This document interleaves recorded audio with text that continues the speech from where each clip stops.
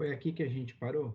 Ia começar a silureidas, na página 77.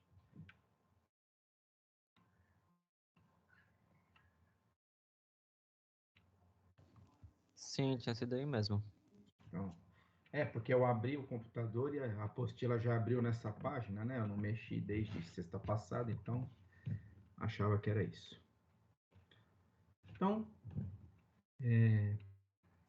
última daquelas classes que compartilham da mesma estrutura química em comum, né? Então, são barbitúricos, hidantoínas, oxazolidinodionas, succinimidas e aciureídas. Olhando aí a estrutura da fenacemida, qual é a diferença entre a aciureída e as demais classes que a gente viu até o final da aula passada, né? Destas que compartilham aí da mesma estrutura fundamental.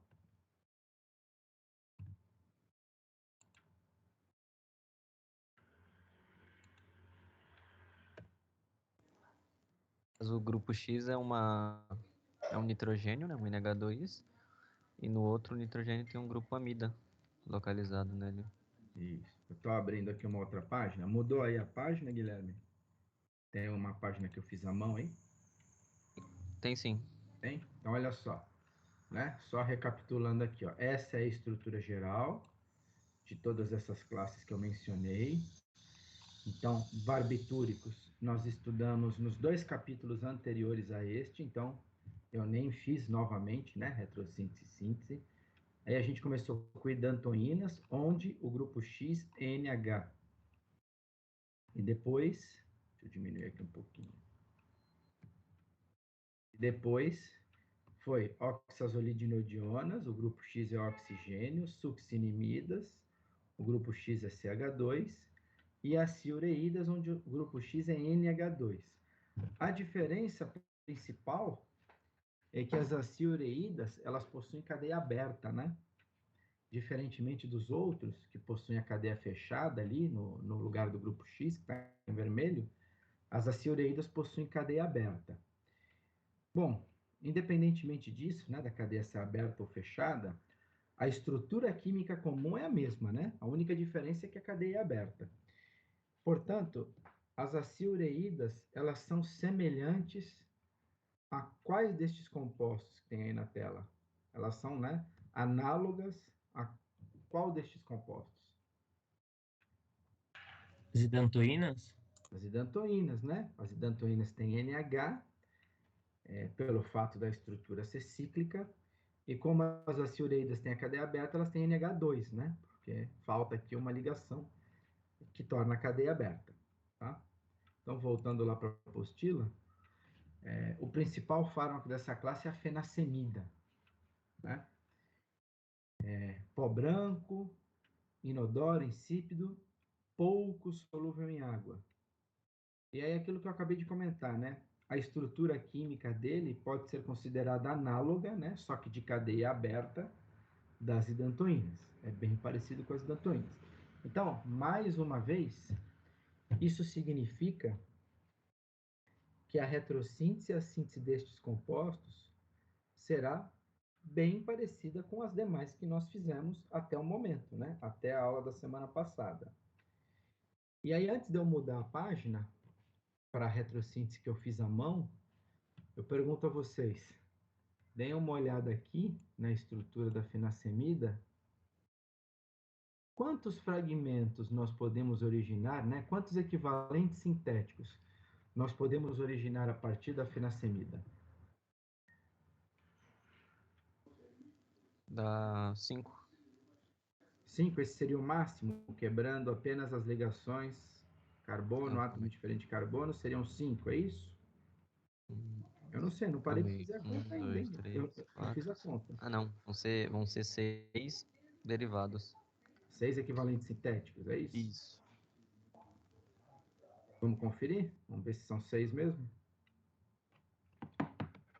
Acompanha aí o meu mouse. Dá para quebrar aqui? Sim. Sim. Aqui. Também. Aqui em cima do lado direito. Também.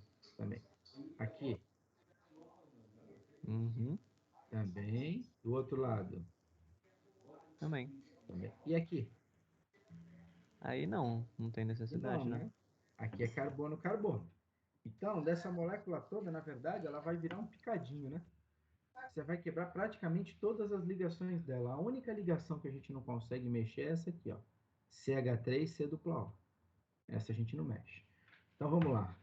1, 2, o nitrogênio 3, esse pedaço 4, 5, 6 equivalentes sintéticos, né? Fazendo todas essas quebras possíveis, vamos obter 6 equivalentes sintéticos. Então, eu vou colocar naquela que eu fiz à mão. Tá? Então, tá aqui, ó, as ciureídas. Eu acho que comeu bem o finalzinho da página, quando eu escaneei, né? Mas acho que dá para ler. Tá? Tem aí a estrutura da fenacemida.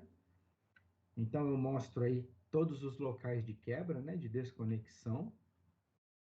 E já coloquei também qual é o átomo que tem densidade de carga positiva e qual é o átomo que tem densidade de carga negativa, né? Para depois a gente saber qual é o elemento que a gente vai ligar de cada lado, tá? Então, ó, delta mais no C duplo O, delta menos nos nitrogênios. Apesar de serem 6 equivalentes sintéticos, você fala, nossa, tudo isso. Se você observar aí no final da página, né, onde eu já fiz as quebras e já coloquei os elementos pertinentes, então, ó, onde tem C dupla O, ou eu ponho bromo, que nem eu fiz aqui nesse equivalente número 1, ou eu ponho cloro, que nem eu fiz aqui no equivalente número 5 e no número 6, né? Ou bromo ou cloro. E nos 3 nitrogênios, que são os elementos que têm densidade de carga negativa, né? Obrigatoriamente eu tenho que colocar o H, né? O hidrogênio. Então, nesse aqui de cima eu só coloquei um hidrogênio, né? Só foi quebrada uma ligação. Nesse aqui do meio, que eu quebrei 3 ligações, eu coloco 3 hidrogênios. E nesse aqui de baixo, que eu quebrei só uma ligação, eu coloco apenas um hidrogênio. Tá? Então, apesar de serem 6 equivalentes, se você reparar, você tem 3 moléculas iguais, né? As moléculas 2, 3 e 4 são idênticas. São moléculas de amônia. E as moléculas 5 e 6 também são idênticas, né? São moléculas de fosgênio. O que eu estou querendo dizer com isso? Então, apesar de serem vários equivalentes sintéticos, a síntese desse composto ela é bem simples, ela é bem tranquila. Por quê? Porque as moléculas que vão reagir são praticamente iguais. Significa aí que não tem muito o que pensar, não tem muito o que fazer de errado a respeito da ordem em que você vai fazer essas reações, né? Então, acaba ficando mais tranquila nesse sentido, tá? É só esse detalhe. Então, ali não tem, né, uma coisa muito restrita na hora de fazer essa retrossíntese, de fazer essa síntese, desculpa. Vou pular para a página 5, que é onde tem a síntese, tá? Antes de pular para a página 5, só um detalhe. Qual seria a sua sugestão? Por qual reação você começaria? Apesar de que a maioria vai ser igual, né? Mas. Ou então vamos mudar a pergunta. Quais equivalentes sintéticos você deixaria para reagir depois, né? Para o final? Que aí, se você responder o que você deixa para o final, consequentemente, a gente sabe qual usar primeiro.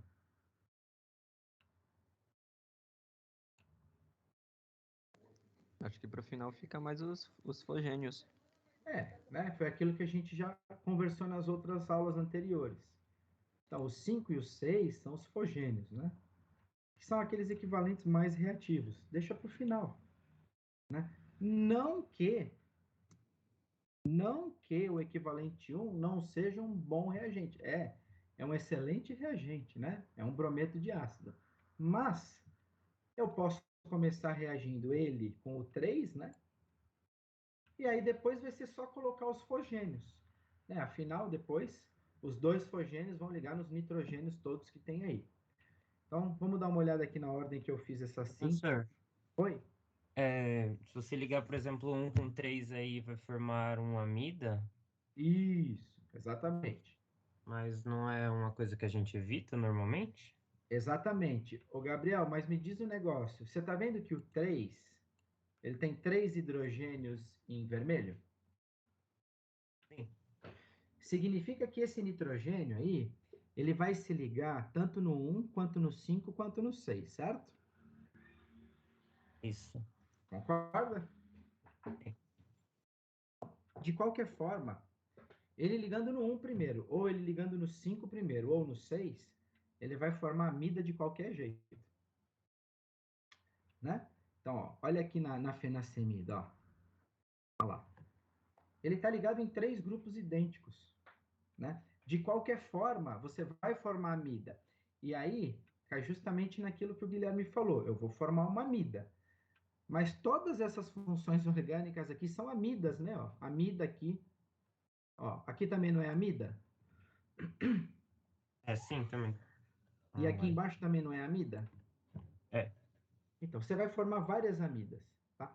Mas, como os fogênios e o próprio brometo de ácido, como eles são bastante reativos, mesmo tendo uma amida, pelo fato do fogênio ser muito reativo, você consegue fazer a reação desta amida com o fogênio. Ó. Eu vou só subir aqui um pouco a página. A gente fez isso na aula passada, ó. Ó, a gente fez uma amida aqui, ó. Na penúltima etapa. E a última etapa é essa amida formando a cadeia fechada com o cloreto de ácido aqui do lado. Tá? Então, não tem jeito, né? Porque todas as funções orgânicas dentro da fenacemida são amidas. Então, a gente não tem como escapar disso. Tá bom? É, eu vi isso agora, entendi. Obrigado. Imagina. Só um pouquinho. Então, vamos lá, página 5. Então, ó, vou começar justamente por essa aqui. 1 e 3. Tá? É o que você falou. Formou uma amida? Formou, mas não tem jeito. Você vai formar 3 amidas durante a síntese. Ok, formou uma amida. Bom, agora obrigatoriamente, né? Ó, ainda tenho 2 nitrogênios aqui em vermelho. Depois que formou essa amida, subproduto HBr, o hidrogênio do NH3 e o bromo do C dupla O. Agora, obrigatoriamente, eu tenho que colocar uma das moléculas de fogênio, né? De modo que você coloque o segundo grupo C dupla O nesse nitrogênio aqui, formando a segunda amida. Como o fogênio tem 2 cloros, nessa segunda etapa, o subproduto é HCl. Aí, na próxima etapa, o que, que eu fiz? Coloquei uma molécula de amônia, né? Então, 2 é uma molécula de amônia, e aí já substitui esse cloro aqui em vermelho. Então, vai entrar a amônia aqui em cima e sai HCl. Tá? Agora, não tem outra coisa a fazer, só falta este hidrogênio em vermelho para ser substituído. Então, a gente coloca a segunda molécula de fosgênio. Vai formar o terceiro grupo amida e sai HCl. No fim, coloca-se o equivalente número 4, né, que é a terceira molécula de amônia, substituindo aqui o cloro por um NH2 e saindo novamente HCl.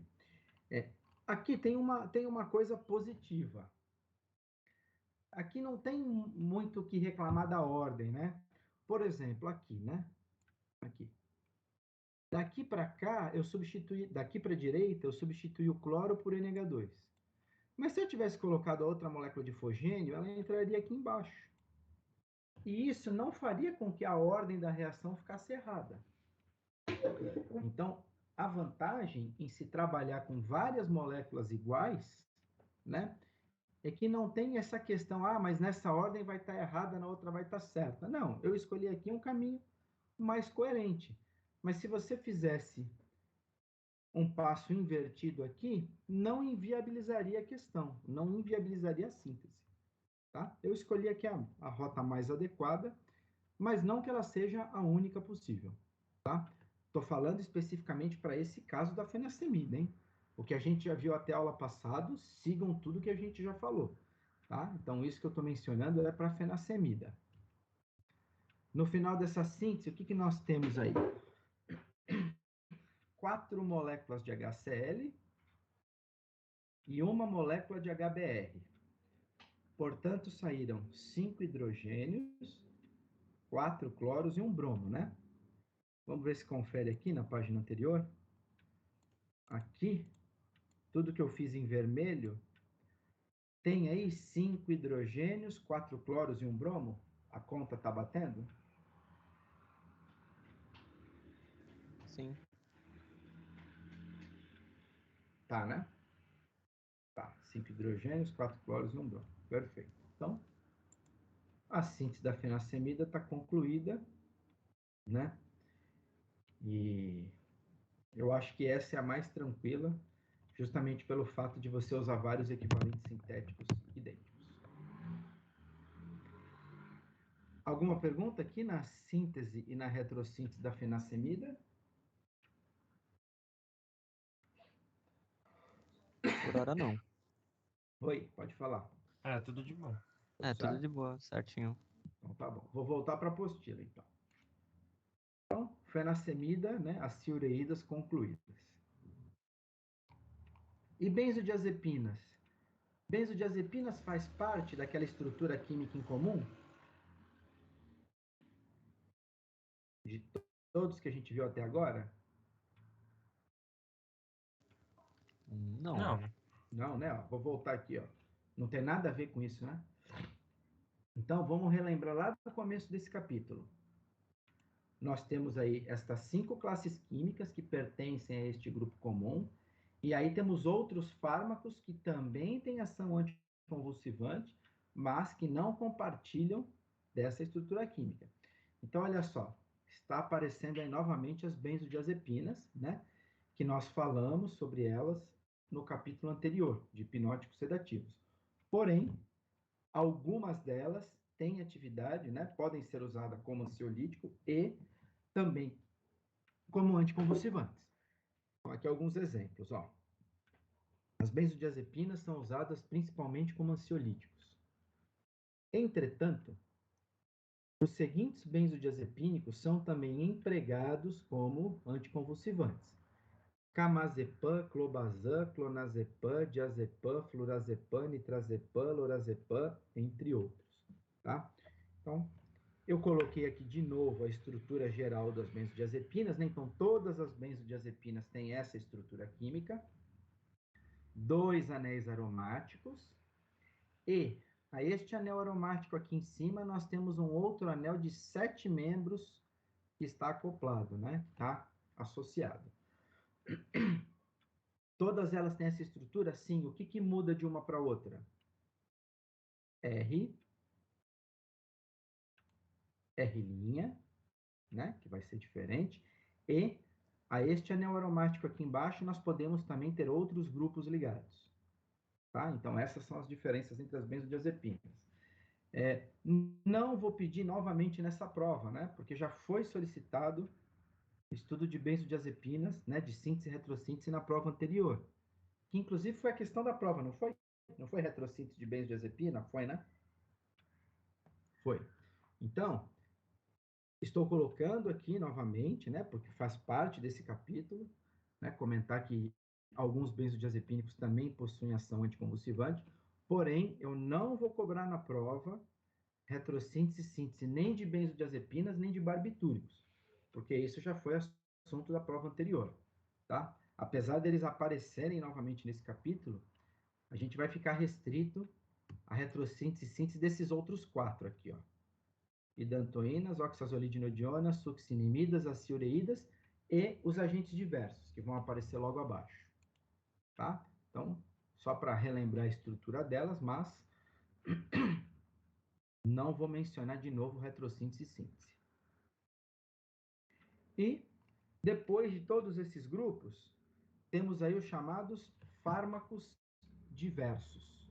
O que são fármacos diversos? São fármacos que possuem diferentes estruturas químicas ou grupos químicos, tá? E aí, dentro de fármacos diversos, são fármacos que não têm estruturas parecidas com idantoínas, succinimidas, etc., nem com as benzodiazepinas, nós temos aí outras 8 classes, tá? E a gente eu só vou mostrar o exemplo de uma delas. Enfim, tem um monte de classes, mas que são bem menos utilizadas do que as classes anteriores que a gente já viu. Então, temos aí derivados de aminoácidos, derivados benzênicos, derivados glutarimídicos, compostos heterocíclicos, derivados piperazínicos, derivados quinazolinônicos, compostos sulfonamídicos e compostos tricíclicos. Tá? Destas 8 classes, eu peguei aqui o mais famoso, né? Talvez aí o mais antigo. Hoje em dia nem sei se ainda é muito utilizado, talvez seja porque vocês que trabalham no serviço público, carbamazepina é dispensado, não é, no serviço público? É sim. População? Né? Então, talvez ainda seja bastante utilizado por ser um dos poucos aí que deve ser dispensado no serviço público. Tá? Já é um fármaco bastante antigo, acredito que já tem aí entre 30 e 40 anos, se não tiver mais, tá? E aí, ele fala, carbamazepina é um pó branco praticamente insolúvel em água. Em qual dessas 8 classes a carbamazepina se enquadra? O que vocês acham? Ó, vou deixar essas 5 para vocês lerem de novo. Vou descer aqui de novo. Em qual dessas 8 classes a carbamazepina pertence? Seria o tricíclicos? Compostos tricíclicos, né? Por quê? Porque possuem 3 anéis. Então, a carbamazepina é um fármaco dentro dos compostos tricíclicos, e estes compostos tricíclicos fazem parte dos fármacos diversos. Por quê? Porque se você observar a estrutura química da carbamazepina, ela é completamente diferente de qualquer uma dessas, né, que tem aquela mesma estrutura fundamental e comum, e diferente das benzodiazepinas, né? São diferentes de qualquer outra molécula. Daí vem a classificação de agentes diversos. Em quantos pedaços, né, em quantos equivalentes sintéticos nós podemos dividir aí a carbamazepina para fazer a retrossíntese? 3. Só 3, né? Você não vai querer mexer nesse anel que tem em cima, né? Nesse anel tricíclico, né? Você não vai mexer aí. Então, olha como a retrossíntese da carbamazepina é simples, ó. Quebra aqui NC-O de um lado, quebra aqui NC-O do outro. Né? Só tem 2 quebras, o que vai originar 3 equivalentes sintéticos. Sem dúvida, essa é a retrossíntese mais simples de todo esse capítulo. Né? É a última retrossíntese que a gente está vendo dentro desse capítulo. Vou colocar aqui a que eu fiz à mão, ó. Olha lá. Bem tranquila, né? Não mexam no anel tricíclico. Então vai formar esse composto enorme, que daqui a pouco eu já vou ver o nome dele para vocês, né? É um nome bem complexo. Fosgênio e amônia. Aí alguém vai me perguntar assim, mas existe esse composto 1 enorme aqui? Ele existe? Existe. Tem no livro. Tá? Então, você consegue fazer a retrossíntese da carbamazepina desse jeito. Já vou mostrar para vocês. Antes da gente ver o que está no livro, como é que a gente faria a síntese desse composto? Como é que você iniciaria a síntese dele? Eu já vou colocar na sequência. Seria 1 com 2, né? E depois adicionar a amônia. Depois a amônia. Poderia fazer isso invertido, Guilherme? Poderia começar o 3 com o 2 e depois acrescentar 1?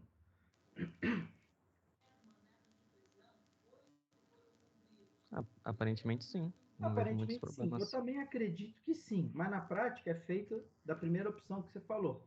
Até porque, né? A amônia é uma molécula pequena. E esse anel aqui, esse triciclo, é um composto volumoso. Então é mais fácil realmente iniciar ele reagindo com o fosgênio. né? Até porque o fosgênio é extremamente reativo. E depois vai sobrar um cloreto de ácido que a gente reage com amônia, né? É mais simples. Então, olha só. Exatamente o que você falou. Um reagindo com dois, composto tricíclico se liga ao fosgênio e sai HCl. Na sequência, você acrescenta amônia e a amônia substitui o segundo cloro aqui desse cloreto de ácido que sobrou, formando a carbamazepina. Então, é uma retrossíntese, uma síntese bem simples. Vamos ver como é que isso é feito na indústria? Então, aqui onde está escrito síntese, é a síntese industrial dele, né? É a síntese de como a indústria faz. Então, ele fala assim, ó, consiste na reação entre 5H de bens BF azepina. Nossa, o que é isso? É aquele anel tricíclico, né? É o próprio anel tricíclico que vocês viram ali, que eu fiz à mão. Então, é 5H de bens BF azepina. Estrutura 1, tá aqui, ó, estrutura 1. Então, consiste na reação de benzazepina com fosgênio. Em tolueno, pessoal, tolueno é o solvente, tá? Tolueno não é reagente, não, é o solvente. Então, aqui, ó, reagindo com fosgênio. Olha o fosgênio aqui em cima da seta, né? Seguida por amonólise do cloro carbonil derivado intermediário 2. Então, o intermediário 2 está aqui no meio, né, que ele chama de cloro carbonil derivado, né, que é o cloreto de ácido, por amonólise, ou seja, utiliza-se amônia, obtendo-se a carbamazepina. Não é exatamente igual o que a gente tinha acabado de ver, que eu mostrei ali, que eu fiz à mão? Sim. Não é igual? Ou seja, às vezes vocês acham que o que a gente faz é muito fácil ou é muito difícil. Mais uma vez, uma molécula, né, que aparentemente é complexa, e você fez aí uma retrossíntese antes de olhar a síntese industrial e ela acaba sendo idêntica. Já aconteceu isso lá nos benzodiazepínicos, né? A retrossíntese e a síntese que a gente fez para os benzodiazepínicos é exatamente a mesma que a indústria faz, tá? E para a carbamazepina isso acontece também. Então, apesar da molécula parecer complexa, volumosa e difícil, né? Seguindo aqueles conceitos da retrossíntese, para quebrar a ligação entre carbono e o átomo de frente de carbono, você consegue fazer uma retrossíntese simples e, consequentemente, uma síntese simples também, tá? Obtendo-se aí a carbamazepina. Então, de síntese e retrossíntese, esse era o último composto que a gente tinha para ver. Tá? Agora, o que falta para terminar esse capítulo é mecanismo de ação. Alguma dúvida, alguma pergunta nessa última retrossíntese da carbamazepina? Só para confirmar, mas esse composto cíclico, heterocíclico com nitrogênio é chamado de azepina, não é? É dibenzazepina. Não, não estou falando especificamente nesse caso. Nesse caso ele é de benzo, né, por causa do benzeno, e azepina do composto do meio aqui, né, entre os Entendi, benzenos. entendi. Esse composto do meio ele tem 7 carbonos, né? Uhum. Sim, isso é uma azepina. Aí no caso do benzodiazepínico seria benzo de benzeno e diazepina de 2 anéis azepínicos, é isso? A gente não tem, ó, 2 nitrogênios, não 2 anéis, né? Sim. 2 nitrogênios. É azo. Lembra que sai de diazônio? Azo é nomenclatura do nitrogênio, né? Isso mesmo. Então, diazepina é porque tem os 2 nitrogênios no anel de 7. Tá. Tá? Não é que tem 2 anéis azepínicos. Entendi Tem agora. 2 nitrogênios no mesmo anel. Perfeito. Entendi, obrigado. Mais alguma, antes da gente seguir para mecanismo de ação?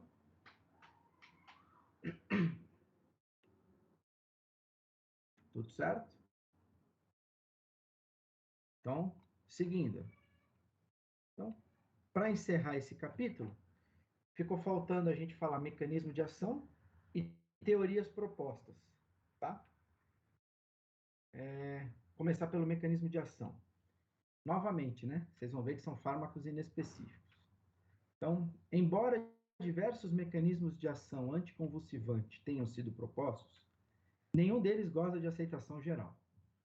Contudo, evidências favorecem a hipótese de que os anticonvulsivantes, de forma análoga aos anestésicos gerais e hipnóticos sedativos, são fármacos estruturalmente específicos. Então, olha só, esse é o terceiro capítulo que a gente estuda nesse semestre, né?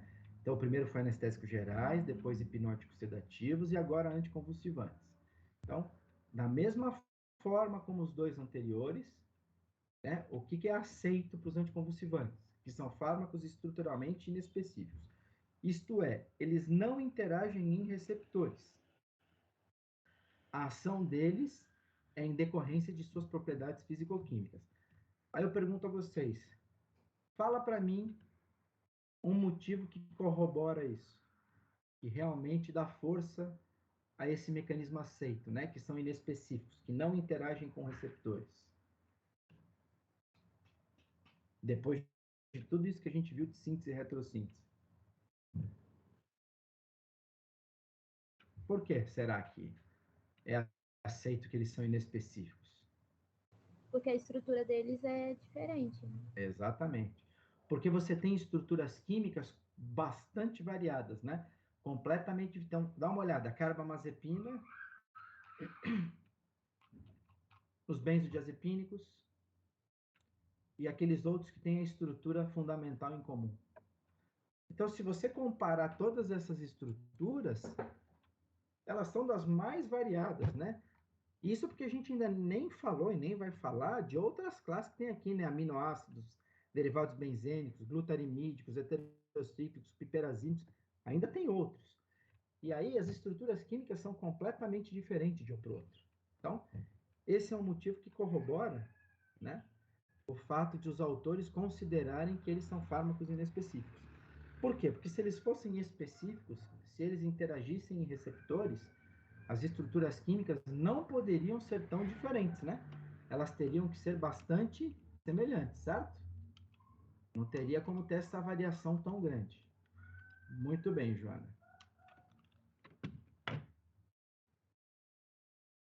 E aí, existem algumas teorias propostas, né, para tentar explicar como que os anticonvulsivantes agem. Tá? Então, ó, teorias propostas. Isso não é mecanismo de ação. Então, isso não é mecanismo de ação. São teorias propostas. Vocês vão perceber, né? Eu vou ler uma a uma aí, vou explicar para vocês, que vocês vão perceber que tem algumas delas, ele fala uma coisa e no final do parágrafo, ele mesmo já consegue dizer que aquilo não pode ser desse jeito. Tá? Então, ele começa dizendo uma coisa, mas depois ele fala, não, mas foi observado tal coisa, o que inviabiliza essa teoria. Tá? Então, vamos ver aqui, são 6 teorias. Primeira, interferência na transmissão colinérgica. A observação de que muitos anticonvulsivantes inibem a biossíntese da acetilcolina levou à hipótese que eles atuem por tal mecanismo, né? Por interferência na transmissão colinérgica. Entretanto, as evidências experimentais não confirmam a extrapolação desta teoria a todos os anticonvulsivantes. Por exemplo, a atropina e outros anticolinérgicos são ineficazes como anticonvulsivantes. Então, o que ele está querendo dizer? Foi observado que muitos anticonvulsivantes inibem a biossíntese da acetilcolina. Então, imaginou-se, né, aventou-se a hipótese de que a ação dos anticonvulsivantes pudesse estar ligada à diminuição de concentração de acetilcolina. Tá? Só que se isso fosse verdade, se você usasse atropina e outros anticolinérgicos, que também diminuem a biossíntese de acetilcolina, percebeu-se que eles são ineficazes como anticonvulsivantes, eles não apresentam ação anticonvulsivante. Né? Além disso, a correlação encontrada entre atividade antiepilética e acetilcolinesterásica não é significativa. Então, ele mesmo já fala que, bom, observou-se isso, né? Pode ser que a ação dele seja baseada na inibição de concentração ou diminuição na concentração de acetilcolina, porém, fármacos anticolinérgicos não têm qualquer atividade anticonvulsivante. Então, o que ele está querendo dizer, resumindo isso tudo? Que a acetilcolina, aparentemente, né, não tem nenhum papel, né, não faz sentido você falar que a acetilcolina está envolvida no mecanismo da convulsão. Tá? Então, ele mesmo já explica que não deve ser isso. Tá? Quando ele fala que a atropina e outros anticolinérgicos são ineficazes como anticonvulsivantes. Porque se a acetilcolina tivesse a ver esse mecanismo, esses anticolinérgicos deveriam ter uma certa ação anticonvulsivante, e não tem. Segunda teoria, aumento da concentração de aminas biógenas. O que são aminas biógenas? Aminas biógenas ou biogênicas são aminas que o nosso organismo produz. Serotonina é uma amina que o nosso organismo produz, né? Biogênica. Adrenalina, noradrenalina são aminas biogênicas, tá?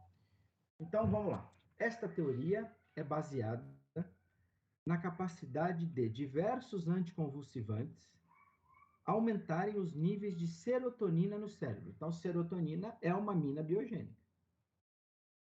Por depressão inespecífica do sistema nervoso central. Tá? E no fato dos fármacos inibidores da MAO possuírem atividade anticonvulsivante. O que é MAO mesmo? Monoamina oxidase. Mas o que é essa monoamina oxidase? O que ela faz?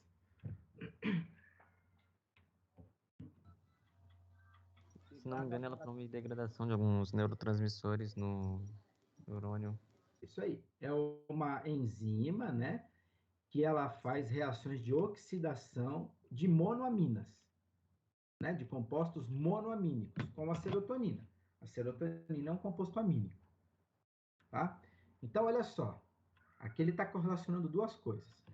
Os anticonvulsivantes aumentam os níveis de serotonina no cérebro por depressão no sistema nervoso central. E pelo fato dos inibidores da MAO possuírem atividade anticonvulsivante. Se você inibe a MAO, que é a enzima que metaboliza a serotonina, você também não vai aumentar os níveis de serotonina? Sim. Então ele está conseguindo observar uma correlação. Né? Bom, vários anticonvulsivantes aumentam o nível de serotonina. E fármacos inibidores da MAO também possuem atividade anticonvulsivante. Então, essa é uma teoria pertinente, é uma teoria que, né, talvez um dia possa ser, de repente, melhor estudada e alguém chega numa conclusão de que realmente isso faz parte do mecanismo de ação desses anticonvulsivantes. Né? Esta teoria não se aplica, contudo, a todos os fármacos anticonvulsivantes, ou seja, não é uma coisa com 100% de aceitação. Né? Porque tem fármacos que não seguem essa teoria, mas existem outros que, para essa teoria, eles se encaixariam bem. Então, novamente, isso é uma teoria proposta, não é um mecanismo aceito. O mecanismo aceito é o que a gente viu lá em cima. Pode ser que algum dia isso venha a ser constatado que, de fato, isso faz parte do mecanismo de vários fármacos. Mas, por enquanto, não é. É só uma teoria que tem aí uma boa coerência, né? Diferentemente da de cima. Terceira, interferência com o GABA, ácido gama-amino-butírico. Esta teoria propõe que as convulsões são o resultado da diminuição da concentração de GABA, pois verificou-se o desaparecimento das convulsões após a administração de GABA. Então, também é bastante interessante, né? Então, eles conseguiram aí, né, de acordo com estudos, observar que a convulsão é o resultado da baixa concentração de GABA. Administrando GABA, você parava a convulsão. Então, até aí, ótimo. Não há, contudo, evidência inquestionável de que os anticonvulsivantes atuem por interferirem de alguma forma com o metabolismo, concentração e atividade do GABA. Então, não se conseguiu provar que os anticonvulsivantes são capazes de aumentar a concentração do GABA, ou seja, por um mecanismo, por uma ação direta, né? Ou seja, até agora não se tem evidências de que eles podem participar, né, ou agir no metabolismo, no aumento da concentração de GABA ou na atividade do GABA. Mas também é uma teoria bastante interessante, né? Pode ser que alguma hora essa teoria, né, alguém consiga apresentar alguma evidência melhor aí que explique que o GABA faz algum papel importante no processo de convulsão. Tá? Quarta, inibição da anidrase carbônica. Já ouviram falar em anidrase carbônica?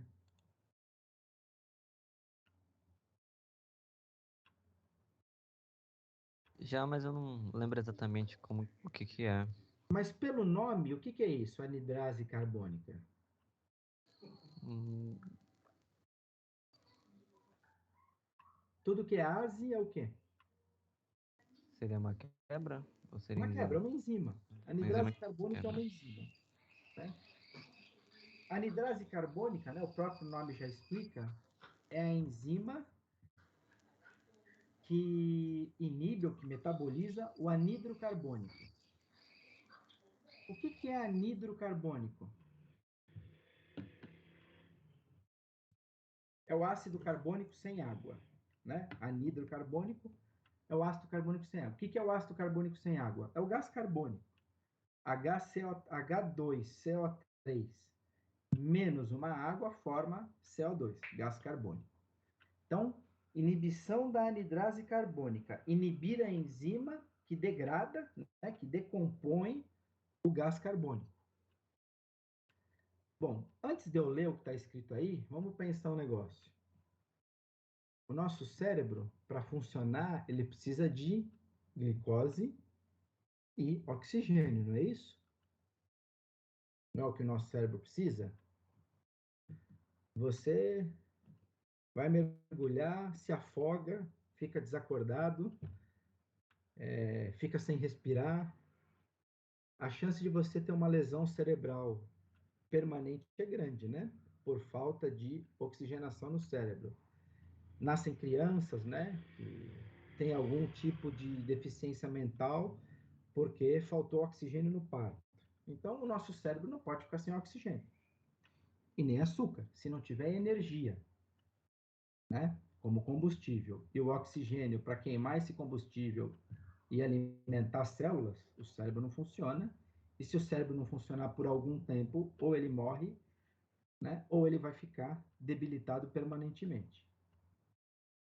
Então, a gente precisa de oxigênio para respirar, para o nosso cérebro trabalhar. E o gás carbônico? O gás carbônico é bom para o cérebro? Não. Bom, não é. Ele se forma no nosso organismo, mas esse gás carbônico tem que ser eliminado. E nessa proposta, ele justamente está dizendo que é necessário inibir a enzima que é capaz pela degradação de gás carbônico. Portanto, o que vai haver aqui é um aumento na concentração de gás carbônico no cérebro. Aí você fala, como assim vai aumentar a concentração de gás carbônico? É isso mesmo. Você concorda que existe uma relação CO2 e O2? A quantidade de O2 é sempre muito maior do que a quantidade de CO2. Só que se você conseguir aumentar a concentração de CO2, essa relação vai começar a mudar. Né? Você vai tendo um pouco mais de gás carbônico, um pouco menos de oxigênio. E você precisa do oxigênio para o cérebro funcionar, para o cérebro respirar, para o cérebro trabalhar. Se você diminuir a concentração de oxigênio no cérebro, o cérebro vai trabalhar numa velocidade menor. E o que essa proposta diz é justamente isso. Por quê? Porque a convulsão, como a gente falou lá no início do capítulo, é uma hiperatividade cerebral. É o cérebro trabalhando num ritmo muito rápido, fora do controle. Então, o objetivo disso tudo é justamente reduzir a respiração cerebral para diminuir a atividade cerebral, tentando, né, fazer essa depressão nervosa por gás carbônico, diminuindo aí a crise convulsiva. Olha só que interessante. Uma vez que alguns inibidores da anidrase carbônica, né, apresentam efeitos antiepiléticos, aventou-se a hipótese de que os anticonvulsivantes devem sua ação à redução da respiração cerebral e ao aumento da quantidade de CO2, que, por sua vez, deprime a condução nervosa. Tudo em consequência da inibição da anidrase carbônica, né, que é a enzima que degrada o CO2. Tá? Então, também tem coerência. Entretanto, é provável que a ação destes fármacos, né, destes inibidores da anidrase carbônica, resulte dos efeitos acidóticos sistêmicos e não da inibição enzimática. Então, não se sabe realmente se isso é uma questão dos inibidores da anidrase carbônica simplesmente inibirem a enzima e aumenta a concentração de CO2 ou pelo um efeito secundário disso. O que seria esse efeito secundário? Você aumenta a concentração de CO2 no sangue. O CO2, o gás carbônico, ele é um óxido ácido. Quando o gás carbônico se combina com a água, ele forma H2CO3, que é o ácido carbônico. E aí, se você aumenta a concentração de CO2, esse CO2 no nosso organismo vai acabar se combinando com a água e vai formar ácido carbônico. Sim, é um ácido fraco, mas isso vai acabar resultando em efeitos acidóticos no organismo.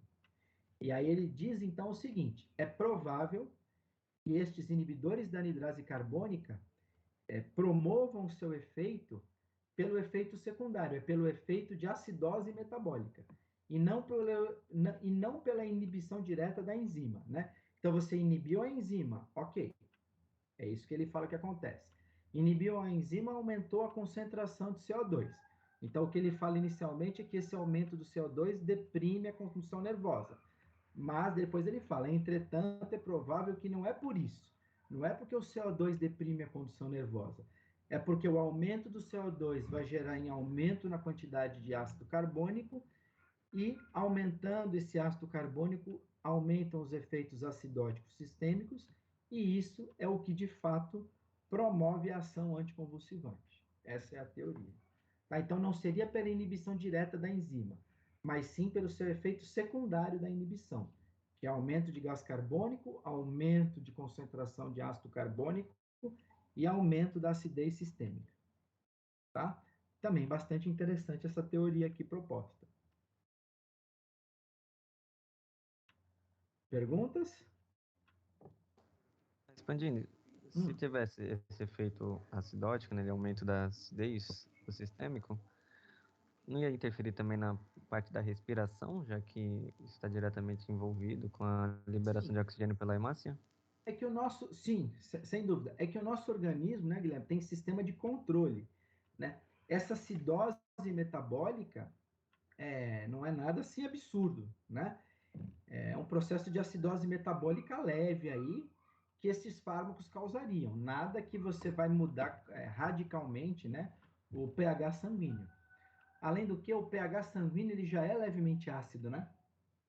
Sim. O pH sanguíneo já é levemente ácido. Tá? Então, essa acidose não é capaz de alterar o pH sanguíneo de 6,5 para 6, por exemplo, né? Então, imagina, né, o peso de um adulto e a quantidade de ácido que não deveria ser produzida no seu corpo para que você diminuísse aí radicalmente o pH do corpo. Tá? O nosso corpo é sensível a pequenas alterações já. Pequenas alterações você pode mudar o mecanismo, o funcionamento de enzimas, proteínas, em pequenas alterações. Não precisa de muita coisa, não. Tá? Então vamos lá. Quinta. Estabilização da membrana. Aqui ele está falando da membrana do neurônio, tá? Então vamos lá. Diversos anticonvulsivantes, tais como a fenitoína e a carbamazepina, por exemplo, exercem ação depressora ou estabilizante geral sob membranas celulares excitáveis. Segundo esta teoria, a estabilização das membranas seria responsável pelo efeito anticonvulsivante dessas drogas. Então, ele diz que a membrana está sendo muito excitada e estes fármacos conferem estabilização na membrana, né? Diminuição da excitabilidade. Tá? A ação específica de vários anticonvulsivantes, por sua vez, pois o seu espectro de ação é diferente, resultaria da capacidade diversa de cada qual em penetrar de maneira relativamente seletiva até os neurônios afetados.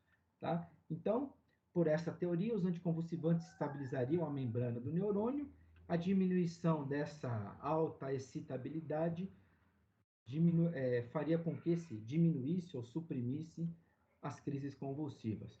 E aí cada fármaco tem uma capacidade diferente para adentrar esse neurônio afetado, né, de acordo com esse processo. Último, alterações conformacionais macromoleculares. Nossa, que nome complexo. Essas macromoléculas que ele está citando aqui, a gente pode entender que são proteínas e enzimas. Tá?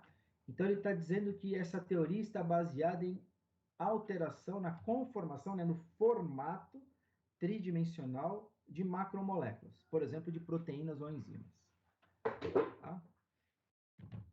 Com base no modo de ação de depressores lipossolúveis e nas teorias de encaixe induzido e perturbação macromolecular, né, encaixe fármaco-enzima, foi proposto que os anticonvulsivantes atuem por induzirem alterações conformacionais em sistemas oxidativos essenciais à respiração. Deixa eu dar uma pausa aqui. Então, essa sexta teoria, apesar da explicação ser outra, vai cair no mesmo problema que a gente tinha ali em cima, ó, respiração cerebral. Eu acho que vocês ainda não estão tendo cadeia respiratória com a Beth, né, nesse ano.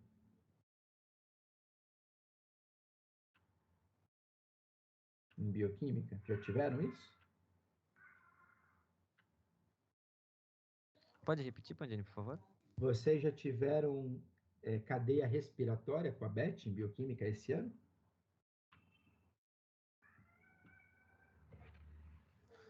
Não, não. Não, né? Eu acho que é só o ano que vem. Então, a cadeia respiratória, ela é formada por uma série de reações de oxirredução, que envolve transporte de elétrons, água e formação e liberação de gás oxigênio. Então, o que ele está falando? De acordo com o modo de interação de depressores lipossolúveis com enzimas, né, com encaixe induzido com macromoléculas enzimas, foi proposto que os anticonvulsivantes agem induzindo alterações conformacionais em sistemas oxidativos, que são sistemas enzimáticos essenciais à respiração cerebral. O que ele está falando? Os anticonvulsivantes se ligam nesses sistemas oxidativos ou se ligam em enzimas precursoras ou que estão acopladas a esses sistemas oxidativos, interferindo na respiração, né? Ou seja, diminuindo na quantidade de oxigênio que é formado pela cadeia respiratória. Tá? Então, o que ele fala aqui vai corroborar com o que foi falado ali em cima, só que por um outro mecanismo. Ele está falando que de alguma forma afeta a respiração cerebral. A diferença de atividade dos anticonvulsivantes pode ser explicada por diferença nas propriedades físico-químicas dos fármacos. Ou seja, cada convulsivante atua num nível diferente de inibição. Assim, características estruturais, né, características químicas peculiares, né, que alguns têm que outros não têm, induzem alguns agentes a se localizarem predominantemente em áreas diferentes do sistema nervoso central. Então, também é uma teoria bastante interessante, que no final de contas diz que o anticonvulsivante atua por diminuição da respiração cerebral, né? O que de fato é um mecanismo que diminui a ação convulsiva.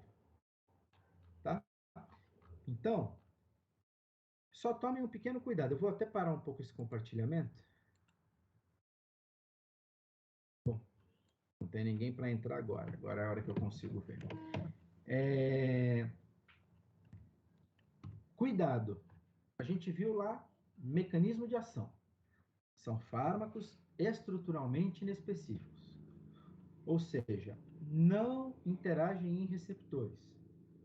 Sua ação decorre de propriedades físico-químicas. Tá? Esse é o mecanismo de ação aceito. O que a gente estava falando até agora são teorias propostas. Tá? Ou seja, não há evidências ainda, né? Não há nada que confirme que essas teorias propostas que eu citei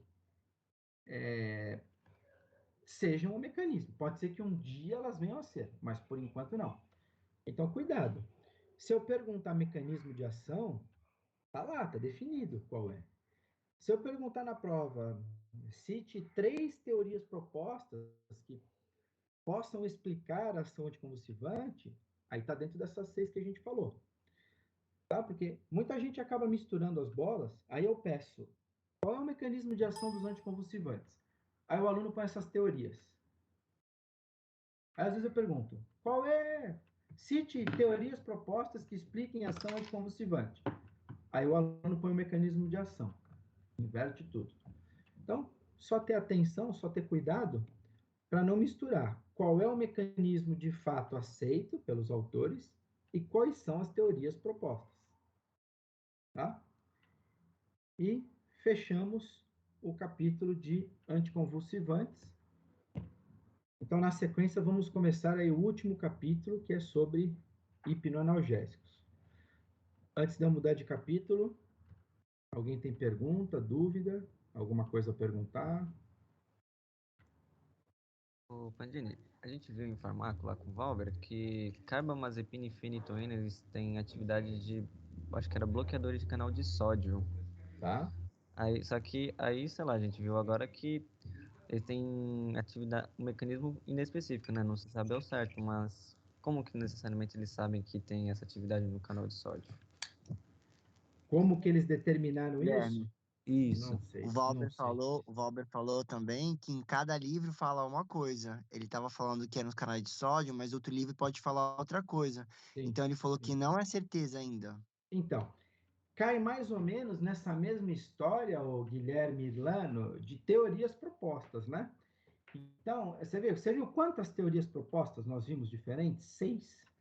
6 teorias diferentes para a mesma coisa. Então, quando você não tem evidências desse tipo, né, que você tem várias teorias propostas, o que ele falou lá no mecanismo geral? Tudo bem, né?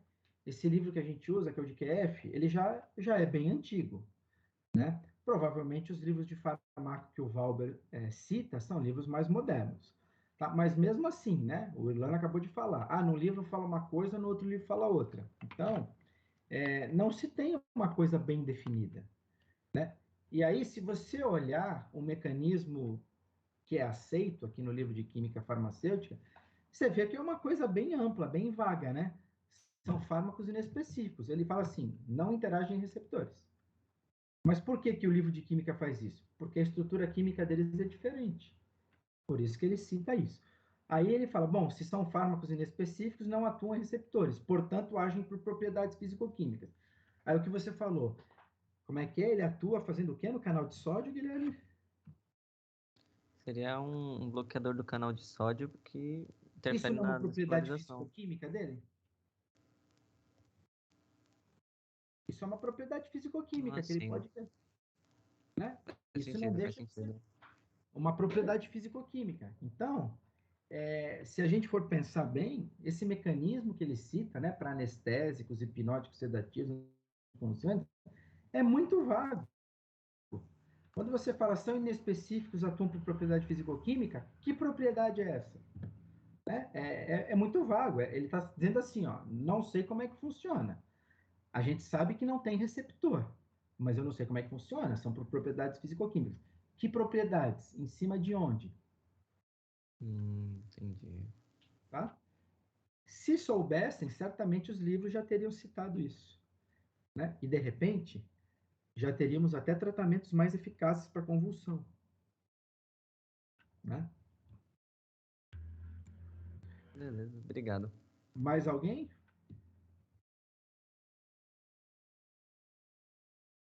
Não? Então, vou voltar para a apostila, último capítulo.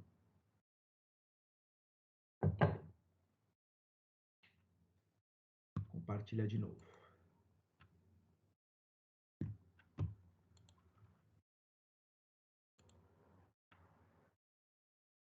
Opa, peraí que deu erro aqui. Compartilhei o lugar errado, peraí. Deixa eu fechar aqui umas coisas que estão abertas e que estão me atrapalhando agora.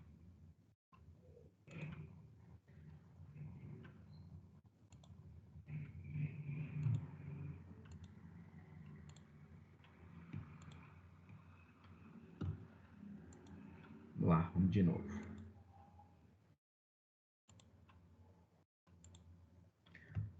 Pronto, agora voltou para a apostila, né? Então, página 81. Último capítulo, né? Tem aí mais 10 páginas para a gente finalizar a apostila. Hipnoanalgésicos. Não quero nem que vocês leiam isso. Qual é a diferença de hipnoanalgésicos para os analgésicos comuns? Tem ação hipnótica? Ação hipnótica, né? Ou seja, esses hipnoanalgésicos atuam no sistema nervoso central, né? Enquanto que os analgésicos comuns, não. Normalmente atuam no hipotálamo, no centro da dor. Fala para mim, que tipo de analgésico é mais potente? Um analgésico comum ou um hipnoanalgésico? O hipnoanalgésico, né? Já que é no sistema nervoso central. Sem dúvida nenhuma, um hipnoanalgésico é muito mais potente que um analgésico comum. Então, quando eu falo analgésico comum, a gente pode pegar como exemplo uma dipirona, um paracetamol, né? A gente pode pegar esses dois aí como exemplo. Outra coisa, acho que eu cheguei a comentar isso com vocês. Todos os analgésicos, eles também possuem atividade anti-inflamatória? Sim ou não?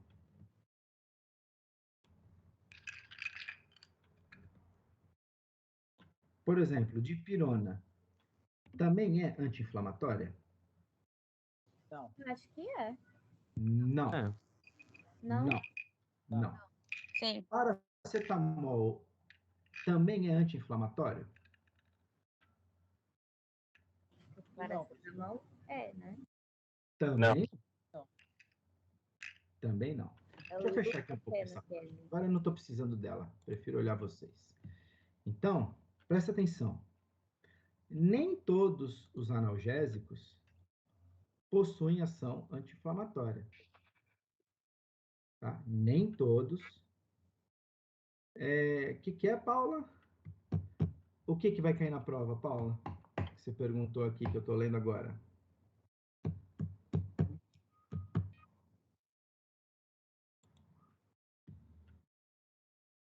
Paula, escreve no chat. Escreve no chat. Senão muda de página aqui e pergunta. Aí eu não consigo ver vocês. Claro, as teorias propostas eu posso perguntar na prova, sim, posso perguntar, né? Explique quais são as teorias propostas para a ação dos anticonvulsivantes, sem problema nenhum. Sim. Tá? Então, assim, ó, nem todos os analgésicos possuem ação anti-inflamatória, tá? E o inverso? E os anti-inflamatórios? Todos eles possuem ação analgésica? Sim ou não?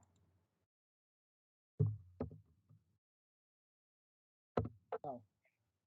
Tá baixo ou tá cortando? Fala de novo aí. Não, professor. Não, né? Ou sim? Não. Sim. Sim? Sim. É que geralmente são analgésicos e anti-inflamatórios também, né, professor? É isso. Todo anti-inflamatório, por definição, são analgésicos. todos os anti-inflamatórios também aliviam a dor. Afinal, a inflamação não é um processo que causa dor, Sim. né? Sim, ibuprofeno, ô Joana, ele é um anti-inflamatório, consequentemente analgésico também, né? Então, o que eu quero dizer é o seguinte, tem analgésicos que são apenas analgésicos, ponto. Agora, os anti-inflamatórios, ele tira a inflamação e a dor. Todo anti-inflamatório é analgésico, tá? Sendo ele AINES ou sendo ele esteroidal, tanto faz, tá? Isso é definição, tá? Então, a gente teria, né, numa escala de dor, se eu pudesse falar assim, analgésicos comuns, anti-inflamatórios, e por último, né, acima de tudo, hipnoanalgésicos. Anti-inflamatório tem ação analgésica mais potente do que comparado com um que seja apenas analgésico, Paulo, é isso? Você está perguntando? Sim, sim. É que assim, vocês viram, né, aquela questão da prova, que faz mal ficar usando anti-inflamatório de maneira exacerbada, né? Então, você tem uma dor de cabeça, você não vai tomar anti-inflamatório, né?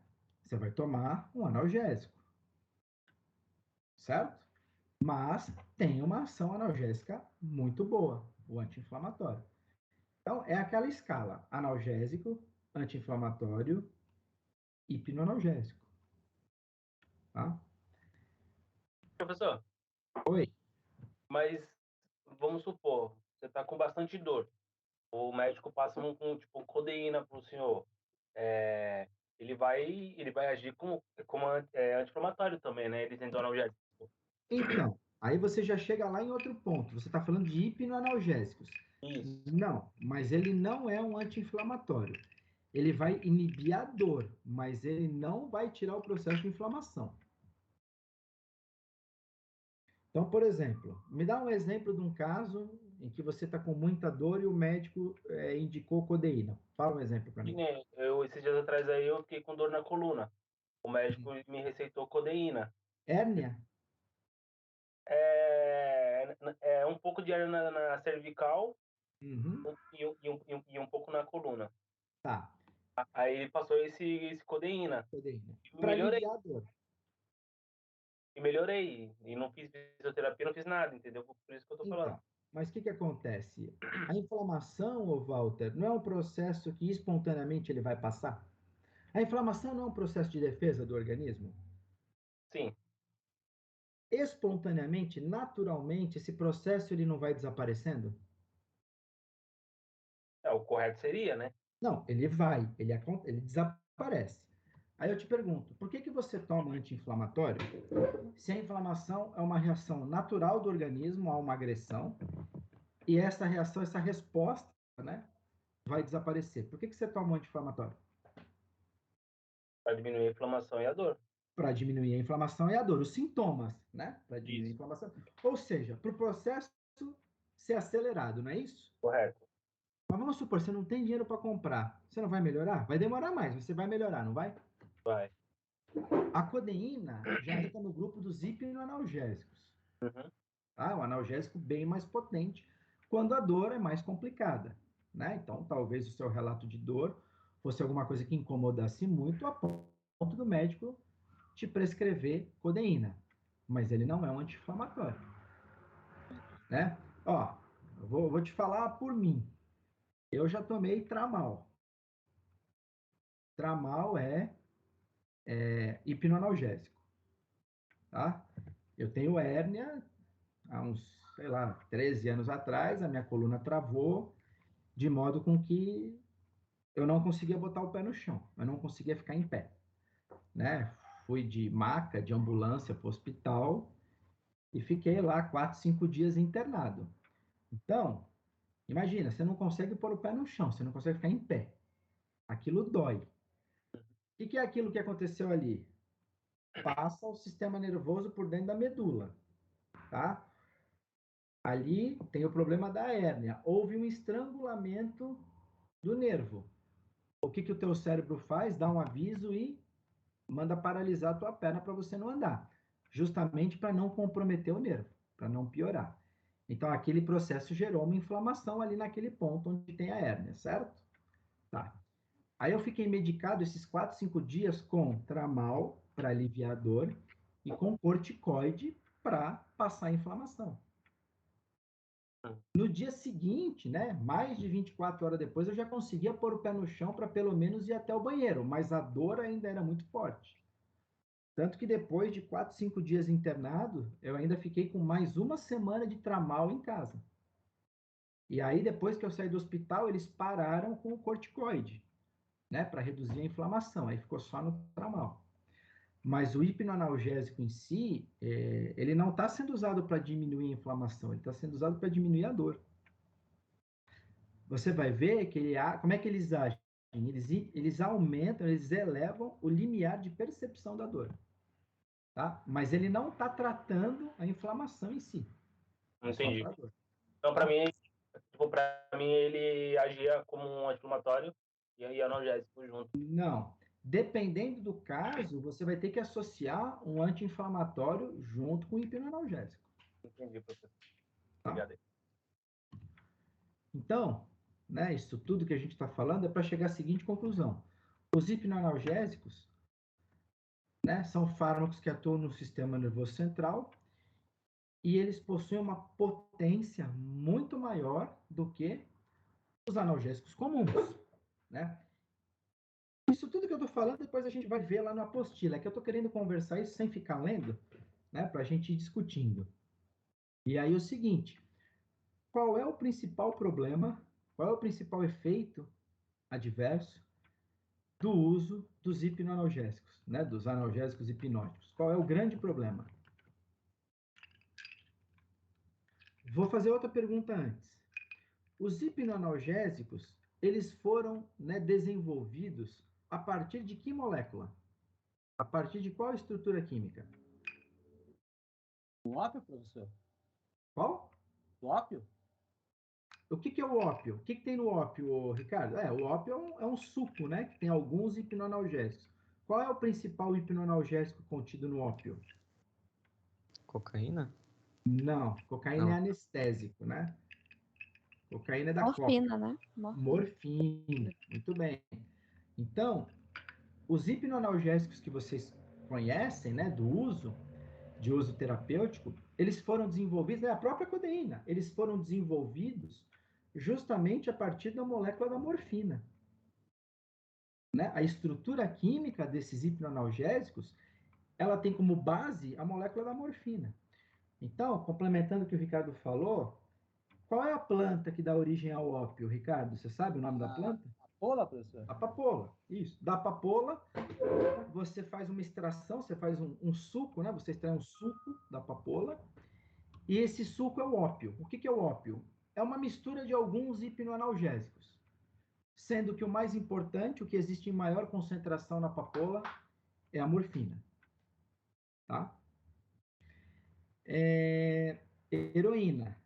Todo mundo já ouviu falar em heroína. O que heroína é? Qual é a ação da heroína? Alucinógeno, né? Causa alucinação. Mas ela tem alguma atividade terapêutica, além da alucinação? Qual é a atividade que ela causa? O que ela confere? Ela é anestésica? Ela é anestésica. É que nem a codona também, né? Então não é anestésico, Irlano. É que nem oxicodona. É hipnoanalgésico. Não é anestésico, é hipnoanalgésico. É que pelo fato dos hipnoanalgésicos serem usados para dor, tem muita gente que acha que é a mesma coisa que anestésico, mas não é. Tá? Então, oxicodona, heroína, morfina, codeína, é tudo hipnoanalgésico, de ação potente, de ação central. Tá? Por que a heroína não é usada como um fármaco de escolha para o tratamento da dor? Porque ela causa dependência muito rápido, né? A dependência que ela causa, né, os efeitos que ela causa como droga de abuso, fazem com que ela não possa ser usada como um fármaco, né? O vício, exatamente. Eu acho que eu não contei. Vocês sabem? Oi. Já foi uma cliente lá no meu serviço, que ela voltou lá para reclamar que a mãe dela começou a usar o Oxycontin, né, que é oxicodona, e começou a ter várias alucinações. Ó, vamos pensar. A estrutura química desses fármacos todos não é semelhante? Elas não foram desenvolvidas a partir da morfina? O principal efeito adverso, está lá na apostila, é que esses fármacos causam dependência física e psíquica e reações similares à de quem faz uso como droga, né? Delírio, alucinação. Tudo isso é comum como efeito colateral desses fármacos, né?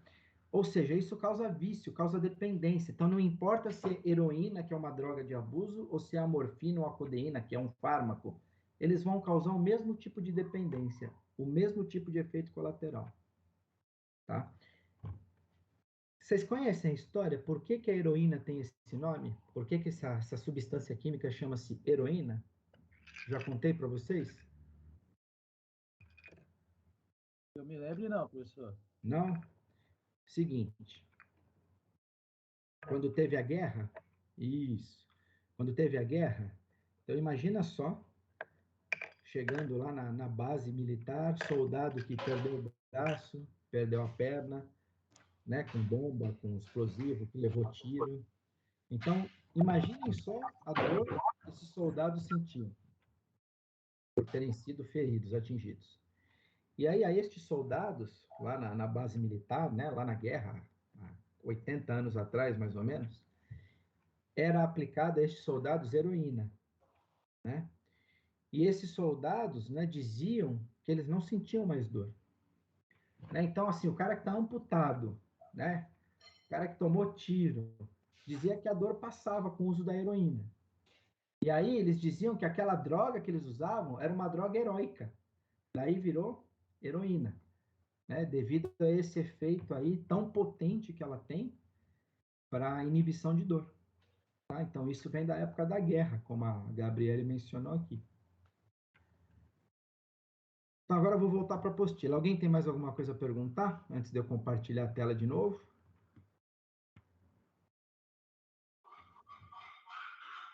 Então, vou voltar lá.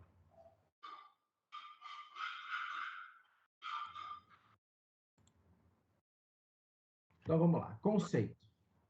Os hipnoanalgésicos são analgésicos, depressores, seletivos do sistema nervoso central, empregados para aliviar a dor sem causar perda de consciência. Ou seja, não confundam. Hipnoanalgésicos não são anestésicos gerais. Tá? Aí aquilo que eu falei para você, Walter, agora há pouco, agem elevando o limiar de percepção da dor.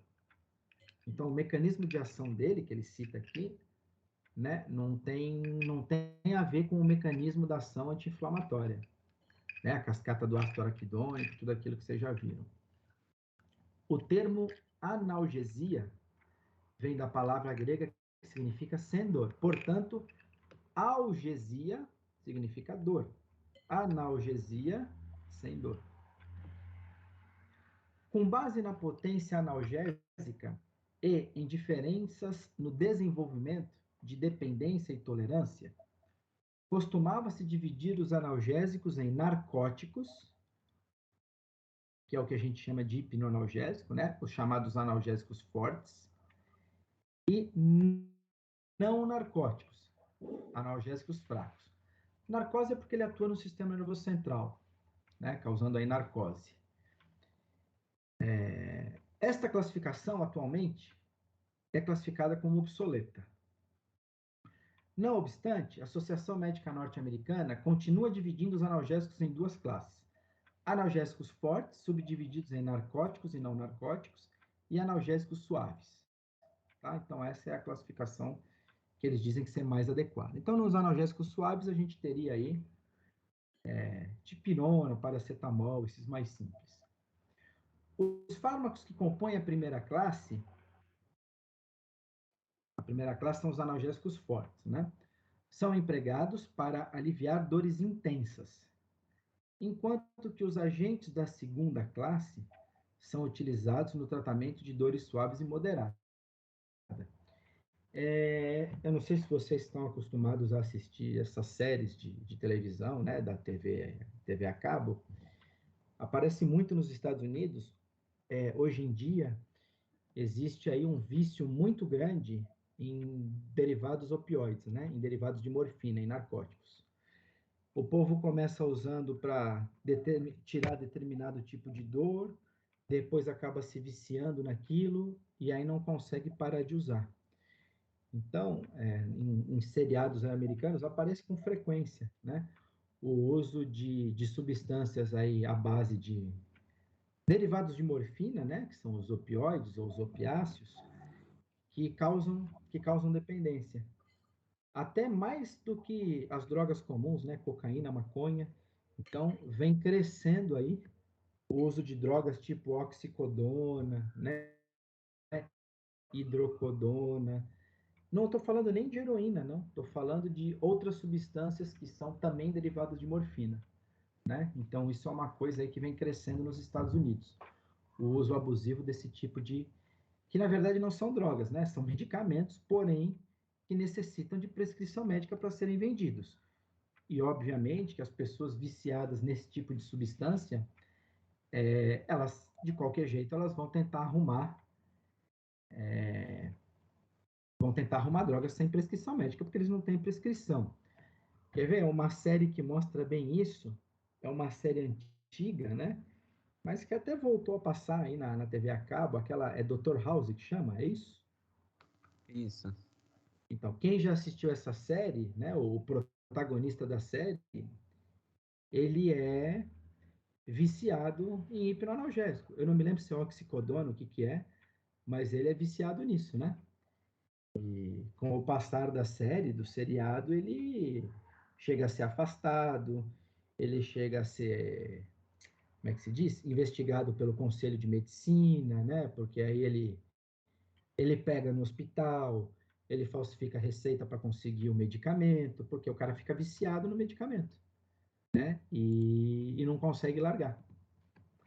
Então, é bem complicado, porque a gente não está falando de morador de rua, de gente que não tem dinheiro, né? Quando a gente fala vício, logo vem à cabeça pessoa de baixa renda, gente que se droga, que mora na rua. Não, é classe média alta mesmo, que acaba se drogando com esse tipo de substância, né? Até porque não é uma coisa muito barata, né? Para se obter.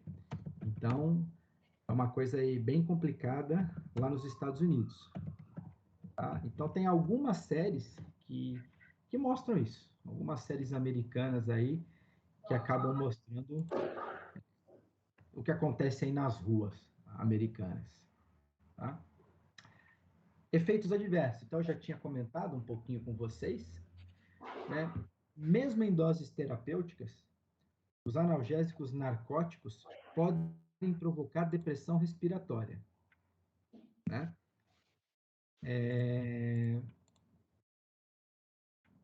Especialmente em pacientes mais idosos ou debilitados. Que mais? Constipação, vômitos. Eu, por exemplo, eu tive constipação com o uso do Tramal. Depois que eu saí do hospital, era uma constipação assim bem forte, né? Era bem ruim.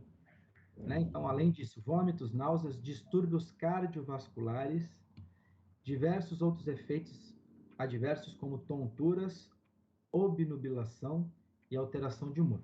Obnubilação é como se fosse uma tontura que acarreta em prejuízo na visão. Então, você tem tonturas e que acabam resultando em visão turva, né? Com prejuízo da visão. O uso crônico destes fármacos pode provocar tolerância e dependência física e psíquica. Fenômeno que antigamente é chamado por vício. Quando uma pessoa adquire tolerância e dependência, o que acontece? Aquela dose que ela estava acostumada a usar, por exemplo, um comprimido, passa a ser pouco, passa a ser insuficiente, né? E aí o indivíduo vai procurar usar cada vez uma dose maior, tá? qual é o problema disso? Com o tempo, você vai aumentando cada vez mais a dose. É mais ou menos um vício como cocaína, maconha, cigarro, né?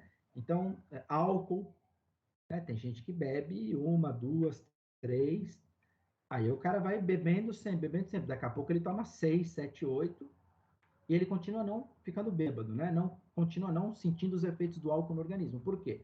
Porque ele vai adquirindo tolerância. Cada vez que ele bebe mais, ele vai aguentando beber mais ainda. E acontece a mesma coisa com esses fármacos que causam dependência. E aí, podendo levar a síndrome de abstinência em casos mais graves, né? Delírios, convulsões, vômito, a pessoa fica alucinada, quebra tudo em casa, rouba o que tem em casa, rouba na rua, tudo para poder comprar droga, né? Então, em casos mais graves de dependência física e psíquica, pode levar até a síndrome de abstinência. O que é a síndrome de abstinência, falando quimicamente? Então, imagina só a pessoa que fuma. O cara fuma todo dia. Será que esse indivíduo consegue ficar um dia inteiro sem fumar?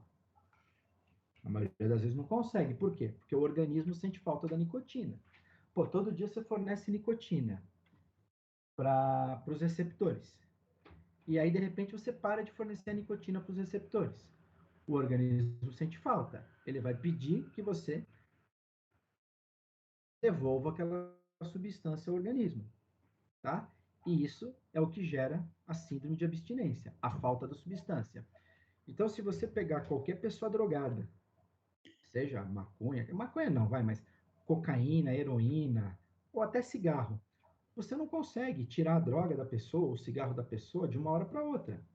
Essas pessoas precisam ser internadas em clínica de reabilitação, para que gradativamente, né, com a utilização de medicamentos, claro, o cara vai para uma clínica de viciado em cocaína. É claro que não vão dar cocaína para ele todo dia para diminuir, mas você vai usar medicamentos para diminuir o efeito da síndrome de abstinência, né? Para o organismo ir entendendo que você está tirando aquela substância aos poucos, porque de uma hora para outra você não consegue fazer isso.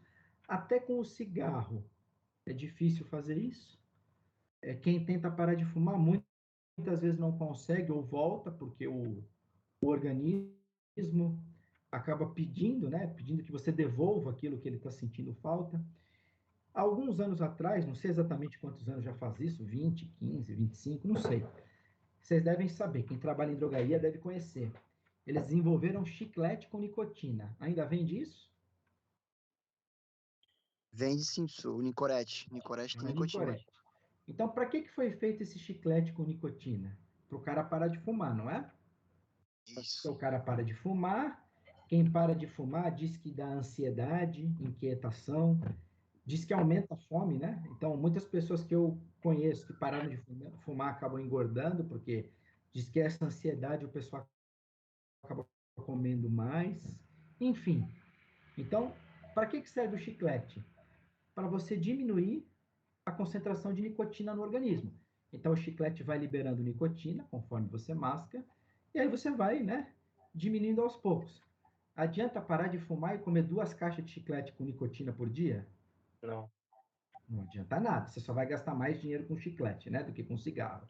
Então, é para justamente você ir diminuindo gradativamente a dose de nicotina que você ingere.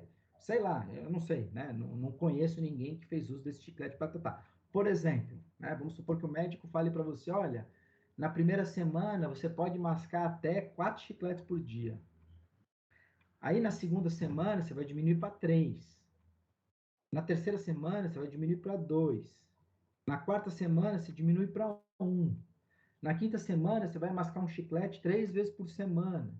E assim você vai diminuindo aos poucos a quantidade de nicotina que o seu organismo vai recebendo para ele se acostumar com aquilo, para ele entender que aquela substância não é necessária naquela dose que ele estava acostumado a receber.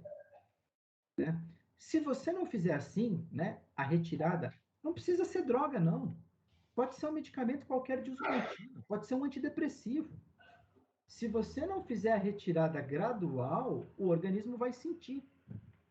Né? E no caso das drogas de abuso, isso pode causar graves crises de abstinência. do cara ficar louco, do cara quebrar tudo, que ele fala, não, mas eu quero, me dá. É o cara que é alcoólatra que quer tomar o álcool da garrafa, do álcool de limpeza, né? A chegar nesse ponto.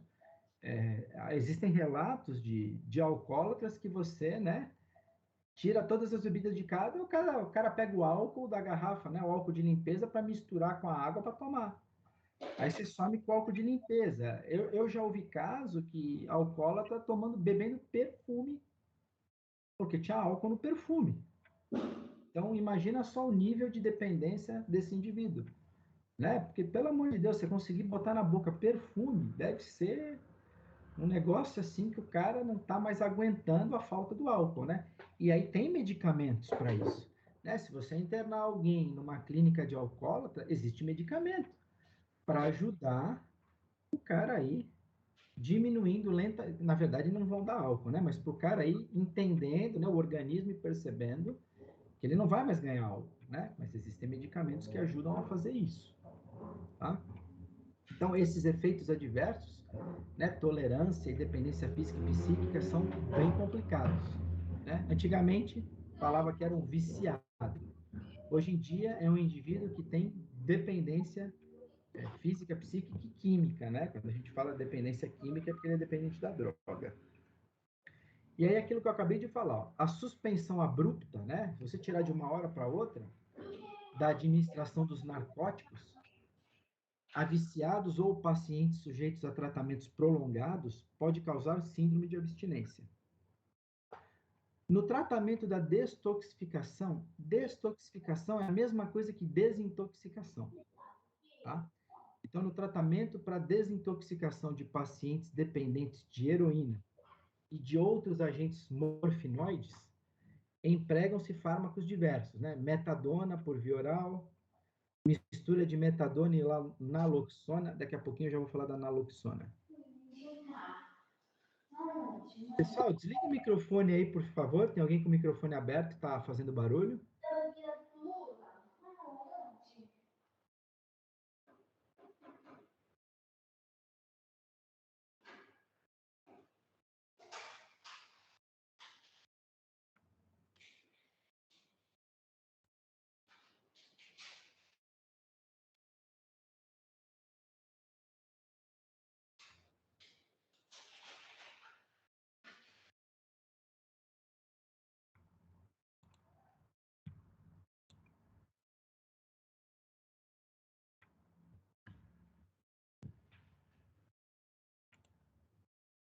Mistura de metadona e naloxona por via oral.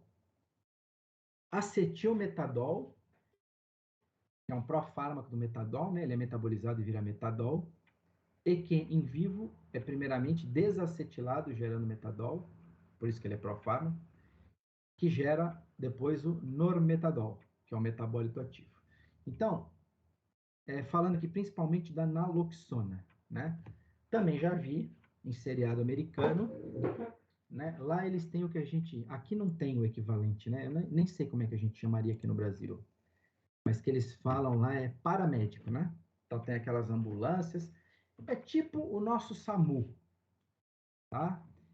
Mas lá eles chamam de paramédicos. Eu não sei qual é a formação de uma pessoa que trabalha no SAMU, se é médico, e se não é médico, qual é a formação dessa pessoa que trabalha no SAMU, mas lá eles chamam de paramédico. Não é médico, é um paramédico. Então eu já vi que na bolsa de primeiros socorros eles andam com naloxona, porque naloxona, pelo menos pura, que aparece, eles injetando no paciente, né, para reverter efeito por intoxicação, por heroína ou qualquer outro derivado de morfina. E aí o efeito é quase que imediato, né? Porque a naloxona vai aparecer nas próximas aulas, eu tenho a estrutura química dela aqui. Da metadona eu acho que não tenho, mas da naloxona eu tenho a estrutura química aqui na aula. E ela é bem semelhante à molécula da morfina, né? Ela só é mais volumosa. Então, ela é um antagonista do receptor opiáceo.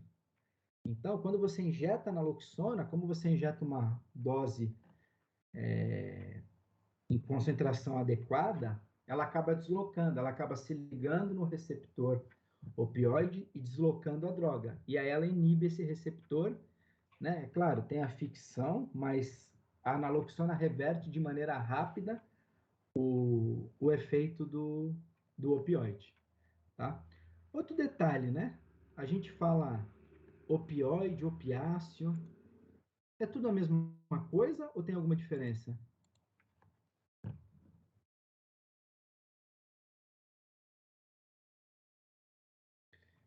Deixa eu ver aqui, ó. Médico e depende da ocorrência, enfermagem. Então, no Brasil não tem, né? O que lá nos Estados Unidos é paramédico, aqui no Brasil não tem essa profissão, diríamos assim, né? Aqui eu acho que é o médico, a enfermagem que vai junto, mas não tem paramédico. Eu sei que tem um curso lá nos Estados Unidos que é para formação de paramédico, eles trabalham, né? São do Corpo de Bombeiros, né? E tem uma formação específica aí. Então, é a mesma coisa, opiáceo, opioide, é tudo igual? Acho que opioide é o sintético, né? O que a gente fez. Isso. Opioide é o fármaco sintético. E opiáceo é o fármaco, desculpa, é a substância natural, né? É extraída. E existe também, aí você pode chamar de semi-opioide ou semi-opiáceo, tanto faz, dá na mesma.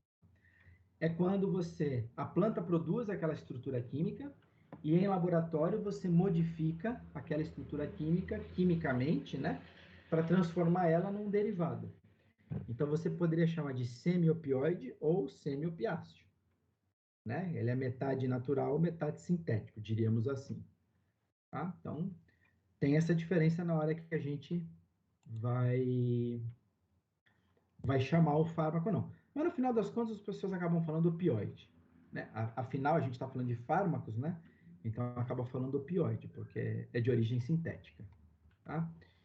E para a gente terminar hoje, falar aqui dos hipnoanalgésicos exógenos, e se der tempo, acho que dá tempo de falar dos endógenos também, né? O ópio é empregado há séculos para aliviar a dor.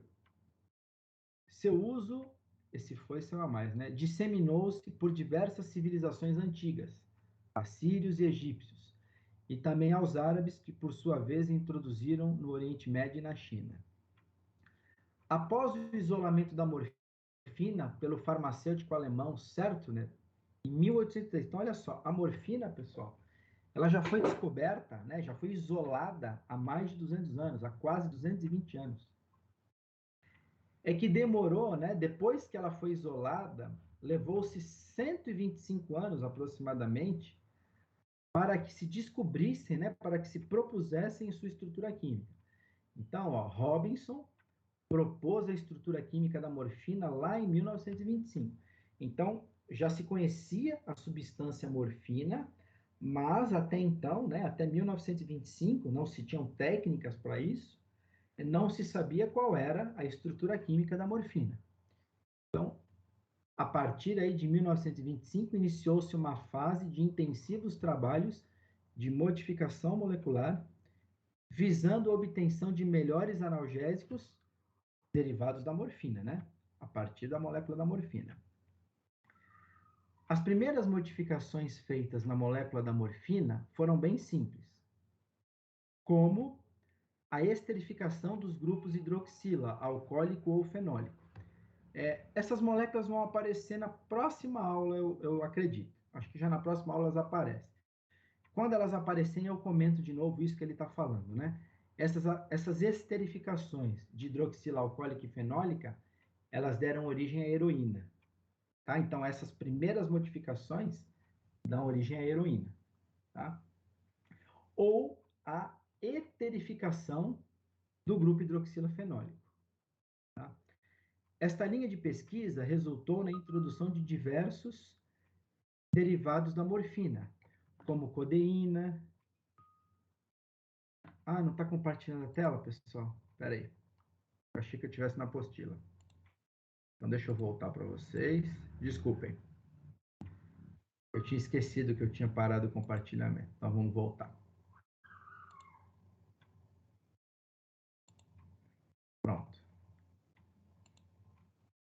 Agora foi, né? Então vamos lá de novo. O ópio é empregado há séculos para aliviar a dor. Seu uso disseminou-se por diversas civilizações antigas, né?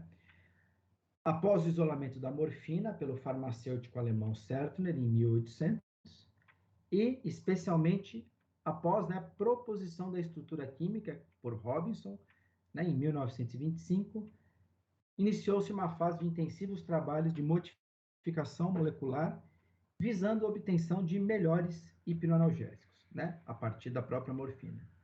Então, as primeiras modificações feitas na molécula da morfina bem simples, como a esterificação, né, transformar o grupo hidroxila alcoólico e hidroxila fenólico em ésteres. Então, se você vou mostrar essas estruturas na próxima aula. Se você transformar o grupo OH fenólico e o grupo OH alcoólico existentes na morfina, a morfina é transformada em heroína, tá? Então, a heroína é o produto resultante de duas esterificações na morfina. Ou ainda, a eterificação, ou seja, formar um grupo éter na hidroxila fenólica. Então, essas foram as primeiras modificações realizadas, que são modificações bem simples de se fazer.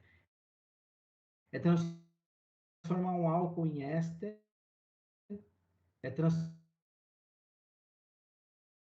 foi a produção de diversos derivados da morfina, como codeína, diacetilmorfina. Diacetilmorfina é a heroína, tá? Dihidrocodeína, hidrocodona, hidromorfona, oxicodona, oximorfona. Ou seja, essas substâncias elas já existem há muitos anos, né? Esses estudos, a partir da estrutura proposta por Robinson, eles começaram há quase 100 anos, né? Em 1925. Então, essas moléculas citadas aqui, se esse livro é de 80, essas moléculas já têm no mínimo 40 anos, tem bem mais do que isso, né? São moléculas já bastante antigas, obtidas mediante modificação simples na molécula da morfina. Eu posso dizer que todos esses fármacos citados aqui são opiáceos ou opioides, então? Opioides.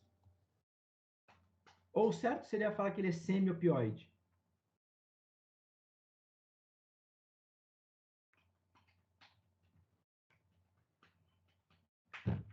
Ó, a molécula da morfina, a planta que fez. E aí, em laboratório, os pesquisadores fizeram essas modificações originando codeína, diacetilmorfina, tal. Então, o correto é dizer que eles são semi-opioides. Opioides. Vocês vão ver, né, na próxima aula, quando eu mostrar a estrutura química da morfina, a morfina tem uma estrutura química extremamente complexa. Olha, eu nem sei se até hoje se já conseguiram fazer essa molécula em laboratório, né? A molécula da morfina. Ela tem uma estrutura muito complexa. Então, o que é mais fácil? Extrai a morfina da planta em quantidades boas, em laboratório faz a modificação da morfina, obtendo-se assim seus derivados. É muito mais barato e rápido fazer isso. Então, estes fármacos, né, que a gente fala opioides, na verdade, eles são semi-opioides, tá? Depois eu vou até ver se eu descubro se tem fármacos que são de fato, né, opioides, totalmente sintéticos, ou se realmente a maioria são semi-opioides. É que nem o caso dos antibióticos das penicilinas. É muito difícil fazer o anel beta-lactâmico em laboratório. Então, cultiva o fungo produz o anel beta-lactâmico. E aí, em laboratório, você acrescenta a cadeia lateral que você quer, transformando no antibiótico derivado de penicilina que você quer, né? É o modo mais simples de fazer isso. Nenhum destes fármacos, contudo, é isento de propriedades viciantes, ou seja, todos os derivados de morfina têm propriedades viciantes, independentemente de dose, hein? Mesmo em doses terapêuticas, derivados de hipnoanalgésicos, derivados de morfina, têm propriedades viciantes, tá? Aqui ainda vai demorar um pouquinho. Já são 9h20. Eu não vou começar hipnoanalgésicos endógenos, porque vai demorar um pouquinho. Então, ó, a gente falou aqui, para finalizar, hipnoanalgésicos exógenos, né? Ou seja, o nosso corpo não produz isso, né? São substâncias que são administradas. Então, na próxima sexta, vamos falar de hipnoanalgésicos endógenos, ou seja, substâncias que o nosso organismo produz que possuem ação hipnoanalgésica. Bastante interessante isso aqui, né? Na verdade, isso aí foi isolado de porcos, né? Mas que parece que o nosso corpo também pode produzir. Aula que vem a gente vai falar disso aqui. Então, marca aí, ó, hipnoanalgésicos endógenos, página 82, é onde a gente parou e continua aqui na próxima aula. Deixa eu só parar de compartilhar essa tela que eu não estou conseguindo, sei lá por quê. Ele não quer parar o compartilhamento. Parou de compartilhar agora? Parou. Parou? Então, ótimo. Então é o seguinte, né? Hoje a gente caminhou bem aí, deu para falar bastante coisa. A gente está na página 82, de um total de 90. Mas tem página que tem bastante estrutura química, né? Mas ainda tem bastante coisa para falar, tá? Ainda tem bastante coisa para falar. Então eu vou fazer o seguinte. Semana que vem, eu vou marcar para a gente começar a aula às 7h30 de novo, tá? Porque terminar, eu não vou terminar na próxima semana isso, é impossível. Mas o meu objetivo é conseguir terminar esse conteúdo no dia 10, quarta-feira, junto com os seminários, né? Então, no dia 10 a gente tem 2 seminários a serem apresentados. Primeiro o grupo 9, depois o grupo 10. E aí, o que eu espero é que na aula da semana que vem eu também ande bastante com o conteúdo, de modo com que a gente consiga terminar no dia 10. E aí, no dia 12, eu já não tenho mais matéria para passar para vocês, né? Conforme eu já comentei, no dia 12 eu vou dar uma aula extra lá na faculdade, para o segundo ano. E aí, eu ficaria das 7 até umas 8 horas no máximo, à disposição se alguém precisar tirar alguma dúvida para a prova, tá? Então, vamos marcar semana que vem 7h30 de novo, porque aí eu acredito que dê para terminar na quarta-feira do dia 10, tá bom?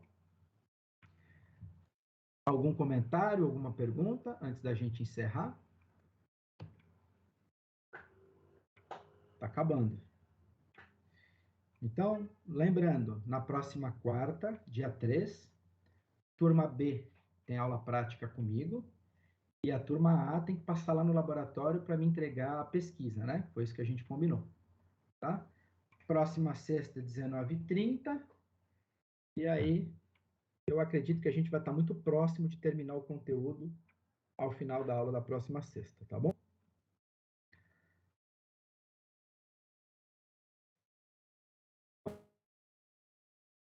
Se ninguém tem dúvida, né? Bom feriado, descansem, mas estudem mais do que descansem, certo? Até quarta, pessoal. Obrigado aí pela participação e pela presença. Tchau, tchau. Boa noite, prof. Tchau, tchau. Boa noite.